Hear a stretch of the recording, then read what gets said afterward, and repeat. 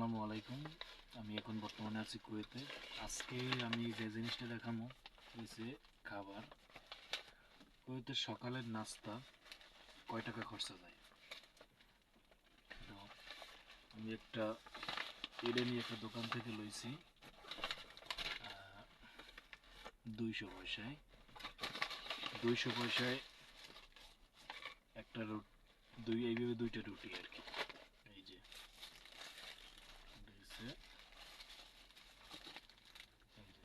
রুটি, এটা বাংলাদেশি নান রুটির মতোই, কিন্তু অনেক সফট। আর ভিতরে দিচ্ছে আপনার এই আলু ভাজা, একটু এই ঘাসপাতা মানে একটু সবজি জাতীয়, একটু বড়া, সস, বেগুন ভাজা, এই মিক্স করে দিয়েছে। এটার দাম হয়েছে 100 পয়সা, যা বাংলাদেশের 40 টাকা। এই যে লোটাস পাতা এইগুলো দিয়েছে আর কি। এটা স্বাস্থ্যের জন্য ভালো, কোনো আলফল খাওয়ান দেয় নাই।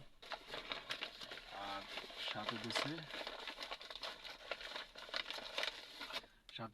একটা ইয়া, মানে বাংলাদেশে কি ক্যাডারে যে আমরা যে বড়া ভাজি আর কি, এই অনেক সব।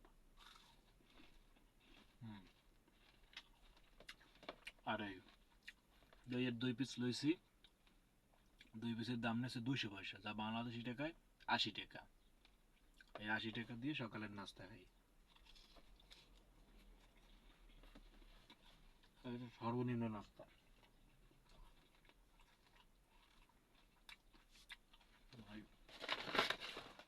2 পিস দিয়েছে। ও সাথে সালাদ দিয়েছে। এই সালাদটা কেমন, এটা কাটিয়ে এটা লবণ পানির ভিতরে ভিজায়। এই যেমন এই শশাটা লবণ পানির ভিতরে ভিজাইছে। এইটা কি, ওটা কি জানি এতটা লবণ, মানে এইটা খাওয়া লবণ খাওয়া সমান। লবণ পানির ভিতরে ভিজাই রাখছে। এই হচ্ছে একটা সালাদ, মানে যখন লবণ কম বেশি হয় এইটা দিয়ে আর কি সমাধান করে।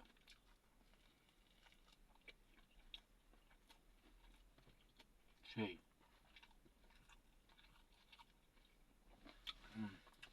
স্বাস্থ্যের জন্য খুব উপকার। যেমন দরকার,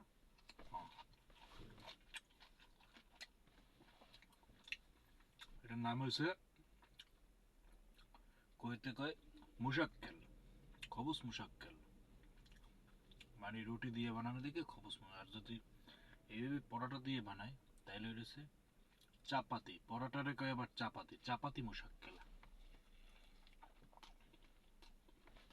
ধন্যবাদ, সবাই ভালো থাকবেন। খাইলে